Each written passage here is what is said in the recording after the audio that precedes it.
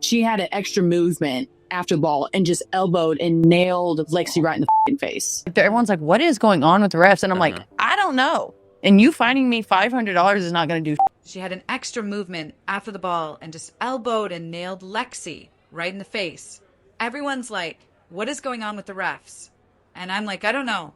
And you finding me $500 is not going to do anything about it.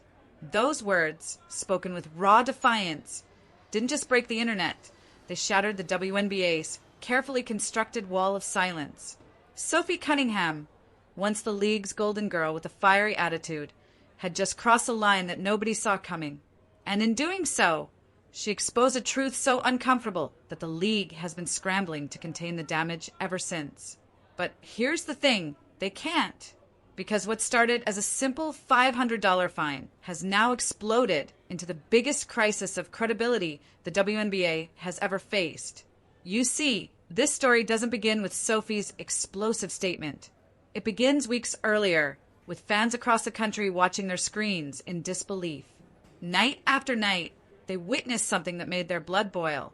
Caitlin Clark, the young phenomenon who had single-handedly dragged women's basketball into the mainstream spotlight, was being systematically destroyed, not by her own mistakes, not by superior competition, but by a pattern of violence so blatant that even casual observers couldn't ignore it. Elbows to the ribs that left her gasping for air. Body checks that sent her sprawling across the hardwood like she was nothing more than a practice dummy. Players literally dragging her down as if she were some weekend warrior at a pickup game. And through it all, the referees, those supposed guardians of fair play, stood by and watched. Whistles that should have been blown remained silent. Fouls that screamed for justice went uncalled. The message was becoming crystal clear to anyone paying attention. Caitlin Clark was fair game, and nobody in an official capacity was going to do anything about it. The whispers started small. Frustrated comments on social media. Heated discussions in sports bars. Parents explaining to their daughters why their new hero was being treated like a punching bag. But whispers have a way of growing into roars, and the roar was getting louder with each passing game. The problem was nobody with any real power was willing to say what everyone was thinking. This is where the politics of professional sports gets ugly. Coaches know that criticizing officiating means fines and suspensions. Players understand that speaking out against the league can end careers. Commentators realize that biting the hand that feeds them isn't exactly a recipe for job security. So everyone stayed quiet, even as the situation spiraled completely out of control. But Sophie Cunningham, she wasn't built for silence. When she arrived in Indiana, the franchise thought they knew exactly what they were getting. A scrappy veteran with attitude to spare. Someone who could provide the grit and toughness that championship teams need. What they didn't realize was that they were getting something far more valuable and far more dangerous. They were getting someone who genuinely didn't care about the consequences of telling the truth. And the truth was staring everyone in the face. Caitlin Clark wasn't just another talented rookie trying to find her place in the league. She was a cultural phenomenon unlike anything women's basketball had ever seen. Ticket sales weren't just improving, they were exploding. Arenas that had struggled to fill half their seats were suddenly packed to capacity. Television ratings were shattering records that had stood for decades. Corporate sponsors were finally paying attention to a sport they had ignored for years. Everyone knew it. The players knew it. The coaches knew it. The executives in their boardrooms definitely knew it. But saying it out loud? That was crossing a line that nobody wanted to cross. Except Sophie, standing in front of a microphone with the kind of conviction that makes or breaks careers. She declared what everyone else was too scared to admit. Caitlin Clark was the face of the WNBA. Those words weren't just an observation. They were a declaration of war. Because in that moment, Sophie tied herself to Clark's rising star, and in doing so, painted the biggest target imaginable on her own back. Suddenly, every referee in the league was watching her every move with microscopic intensity.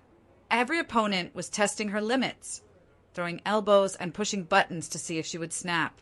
Sophie had made herself the lightning rod, and she knew exactly what she was doing. The first warning shot came during the preseason. Stanford rookie Kiki Iriefin, trying to make her mark in the league, decided to test Sophie with a hard foul that sent her crashing to the court. For most players, it would have been just another bump in the road. Get up, dust off, keep playing. But when Sophie hit that hardwood, she bounced back up with fire in her eyes and delivered a glare so intense it could have melted steel. That look wasn't just anger, it was a promise. A promise that said if you come for her teammates, if you come for her team, if you think you can intimidate the Indiana Fever, you're about to learn exactly why that's a mistake. But the real explosion was still coming. The Commissioner Cup game against Connecticut should have been routine basketball. Two good teams competing for a meaningful prize. What it turned into was a masterclass in how quickly things can spiral when the people in charge refuse to do their jobs. It started with JCS, Sheldon, taking a swipe at Clark's eyes, the kind of move that should result in an immediate ejection and probably a suspension. Instead, nothing. Then Marina Mabry crashed into Clark with the kind of force usually reserved for NFL linebackers.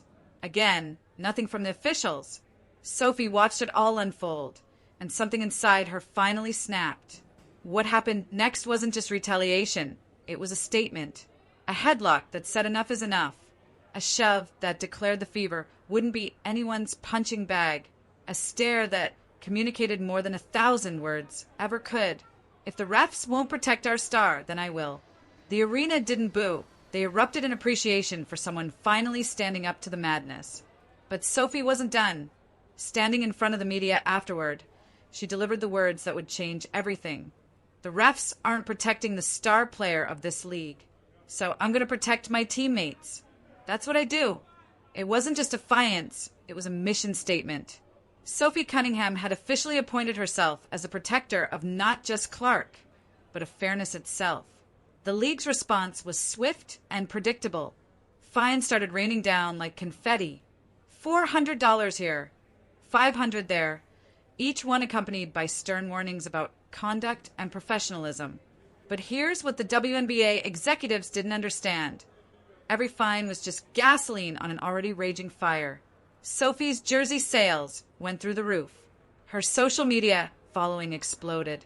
Her TikTok videos mocking referees and calling out inconsistencies spread like wildfire across the internet. She wasn't just surviving the scrutiny, she was thriving in it. The fines that were supposed to silence her became badges of honor. The criticism that was meant to shame her became fuel for her growing platform. Sophie had figured out something that the league was desperately trying to ignore.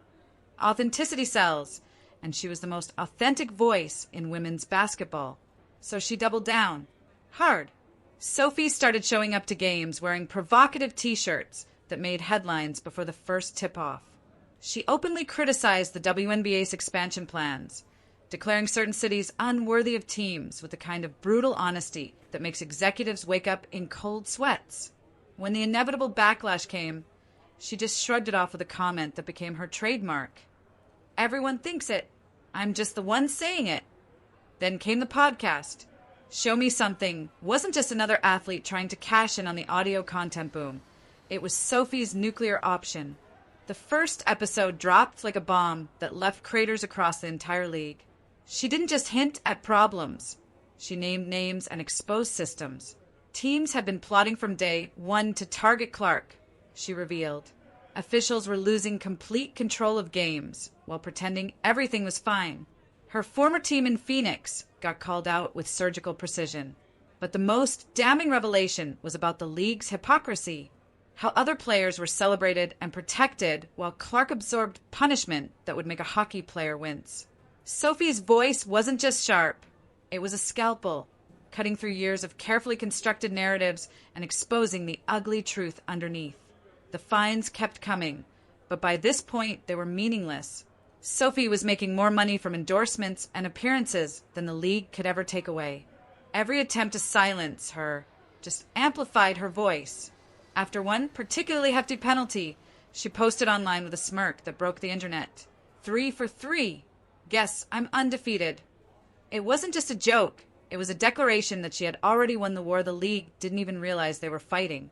And Sophie wasn't the only problem the WNBA was facing. Bria Hartley, the 32-year-old veteran, had become another symbol of the league's inability to maintain control. Her pattern of collisions and conflicts with players like Angel Reese and Rebecca Allen had fans demanding answers.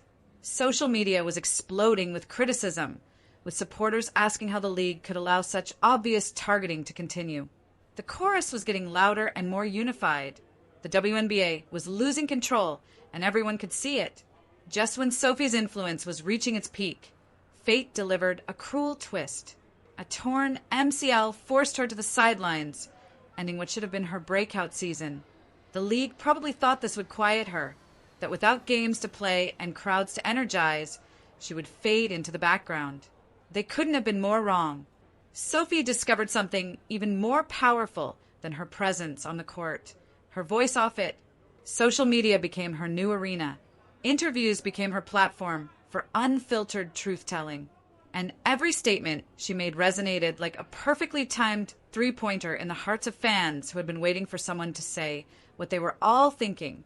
"Why bully the player who is growing your sport?" she asked in one interview that went viral within hours. It literally pisses me off when people say Caitlin's not the face of the WNBA. Who would be? If you argue otherwise, you're dumb as hell. One sentence, simple words, and yet they said everything that needed to be said. The WNBA now finds itself facing their most compelling dilemma. Sophie Cunningham isn't just a player who competes. She's a force that commands attention. She's a personality unafraid of controversy and a voice backed by a passionate fan base that refuses to be ignored. The league wants to tame her, to regulate her, to minimize her presence. But Sophie thrives in that tension. She has turned injury into influence, fines into fame, and the sidelines into a stage. Her season may have ended early, but her impact is just beginning. Until the WNBA steps up to truly protect its players and maybe even embrace those who dare to speak uncomfortable truths, Sophie will continue doing what she does best, being the voice of honesty that women's basketball didn't ask for, but desperately needed. The question isn't whether the league has lost control of Sophie Cunningham. The question is whether they ever had it in the first place.